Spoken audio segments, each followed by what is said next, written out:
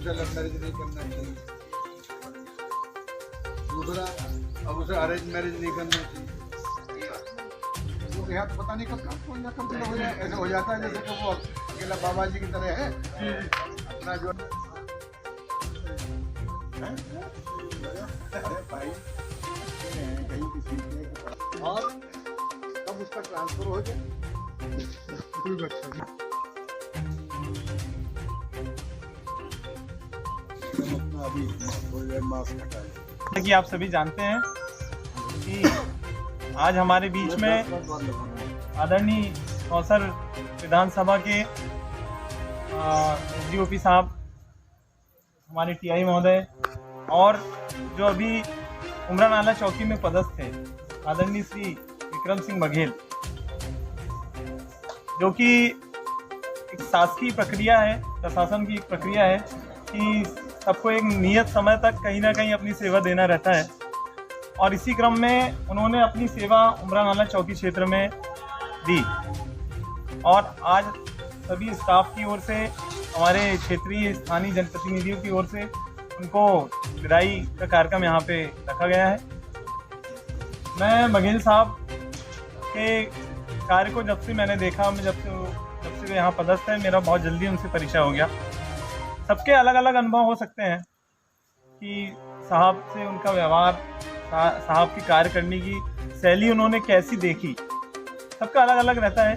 तो वो शैली चाहे वो एक अधिकारी के रूप में हो या कोई एक स्थानीय जनप्रतिनिधि यहाँ पे आया हो या कोई साहब का कर्मचारी या उनके वरिष्ठ अधिकारी, मैं मानता हूँ कि आदरणीय बघेल साहब का जो यहाँ पे कार्य रहा वो सबके हृदय को मनमोहित करने वाला और अपने कार्य के प्रति सजगता को दिखाने वाला। और ऐसा बहुत कम होता है कि जो अधिकारी होते हैं वो सबको सेटिस्फाई कर पाए। ये कला मैंने ये देखा कि आदरणीय बघेल साहब में ये पाई गई। और आज उन्हीं के विदाई समारोह में हमारे बीच में सभी सम्मानित अधिकारीगण, सभी स्टाफ के लोग और हमारे सभी जनप्रतिनिधि यहाँ पे हैं। मैं सभी का इस कार्यक्रम में स्वागत करता हूँ और आदरणीय हमारे एसडीओपी साहब से आग्रह करूँगा कि हमारे बीच में उपस्थित आदरणीय श्री बघेल सर का सम्मान करेंगे और उनको आगे कार्य के लिए शुभकामनाएं प्रेषित करेंगे। आ जाइए। लोगों का जो है आभार करता हूँ कि आपने इतने कम समय में बताया गया और आप लोग सब उपस्थित हुए। निश्चित है कि आपका स्नेह है विक्रम से, इसलिए सब उपस्थित हुए। आदरणीय एसडीओपी साहब का भी बहुत बहुत आभार है कि वो भी जो है वो, और ये निश्चित बात है कि कहीं ना कहीं लोगों का जो है विक्रम से स्नेह है तो आए। मैं सर आया अभी मेरे को 6 महीना हुआ है सर यहाँ है, और विक्रम का सर नौकरी का अनुभव जैसा भी हो सर, मैंने जो महसूस किया था, कई बार ऐसी स्थितियाँ हुई कि मतलब जो मुझे करना चाहिए वो विक्रम ने किया। मतलब जहाँ मुझे पब्लिक की डीलिंग में सहयोग करना चाहिए वहाँ कई बार मैं उत्तेजित हो गया और विक्रम ने बोला कि नहीं सर पब्लिक के साथ थोड़ा सा, मतलब उस हिसाब से उसका अनुभव और उसका जो पब्लिक के साथ व्यवहार है तो आने वाले समय के लिए ये बहुत अच्छी प्रोफेशनल रूप से बड़ा अच्छा ये है उसका। और बाकी मैंने देखा सर रात में कभी 11 बजे हो या 12 बजे हो, अमूमन थाने में कम और चौकी में ज़्यादा घटनाएं दुर्घटनाओं का फोन आता है। मैंने 12 बजे भी फ़ोन लगाया है तो वो फ़ोन पे कभी भी इसने वैसा नहीं महसूस किया कि अरे ये कहाँ का मेरे पास फ़ोन आ गया और ये कहाँ की मेरे को टेंशन आ गई। आराम से उसने रात में उठते ही उसी प्रकार से बात करी जैसे दिन में बात करती।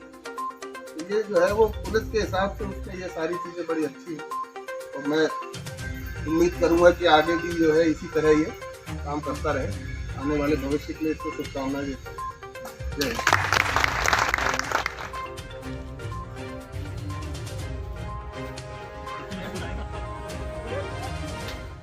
हमारे बीच में मनोज कड़वे जी और कांग्रेस के पदाधिकारी हैं, उनके लिए आगे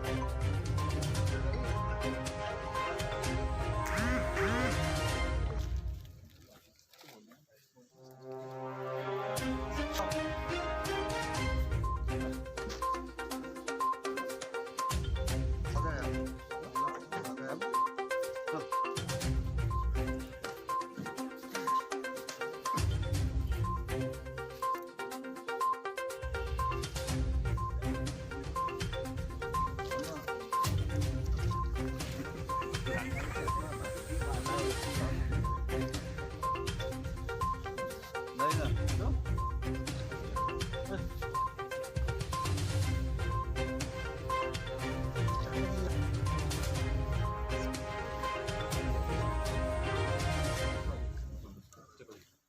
अच्छी आ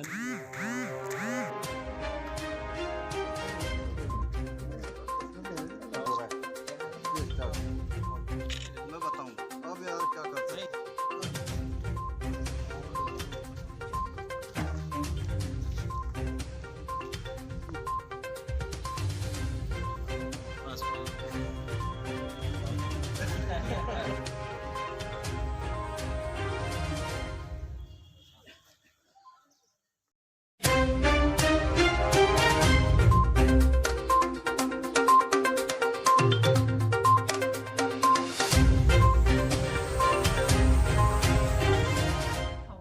तब भाइयों ने सोचा कि चंद्रमा उदय होने तक बहन भूखी रहेगी, तो एक भाई ने दीपक जलाया, दूसरे ने चलनी लेकर उसे ढका और नकली चंद्रमा दिखाकर बहन से कहने लगे कि चल चंद्रमा उदय हो गया, अर्घ दे दे। बहन अपने भाइयों के कहने लगी कि चलो अर्घ दे, तो भाभियाँ बोली तुम्हारा चंद्रमा उदय होगा, चंद्रमा तो रात्रि में उदय होगा। बहन ने अब अकेले ही अर्घ दे दिया और खाने लगी।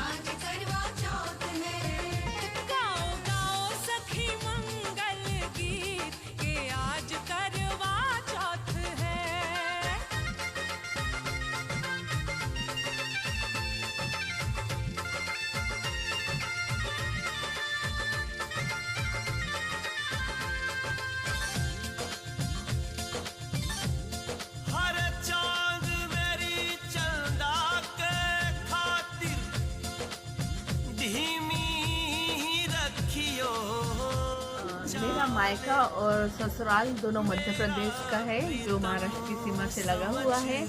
और ये जो करवा चौथ का व्रत है, मेरे पापा यानी पुलिस में थे, जिसमें वे थाने में क्वार्टर में रहते थे, जिसके कारण सभी महिला मंडल यानी मम्मी वगैरह सब ये त्यौहार करती थी। तो उन्हें देखकर मुझे बचपन से ऐसा लगता था कि शादी के बाद यह व्रत मैं अवश्य करूँगी। तो जिस वर्ष मेरी शादी हुई है, शादी के वर्ष से मैं यह व्रत करवा चौथ का व्रत लगातार कर रही हूँ।